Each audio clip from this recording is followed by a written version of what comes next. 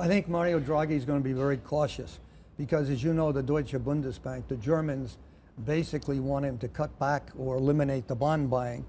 They're more interested in that than they are in raising interest rates. I think he's going to be very cautious on both because he's concerned about inflation. And remember the battle he had to get into some of the stimulus. So I think something will happen if inflation starts moving up in the fall.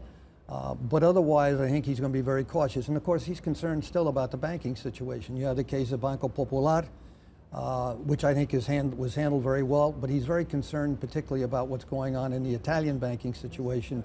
And you can just see the bailout of Montepaschi that happened. I want to pick up on the inflation point because to me it seems as though there are assumptions that inflation starts to play ball or you get some price stability across the Eurozone. But if you look at the United States as an example, despite decent levels of growth, inflation has been a little bit elusive over the last year or so.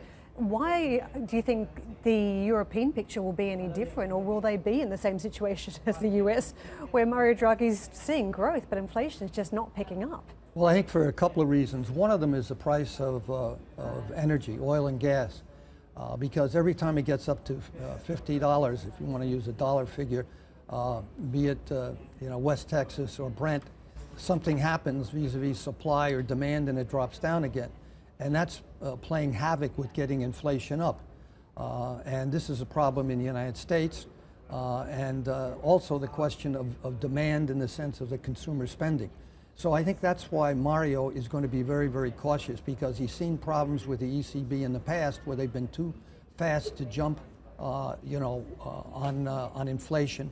And so I think the word is caution vis-a-vis how Mario Draghi will act.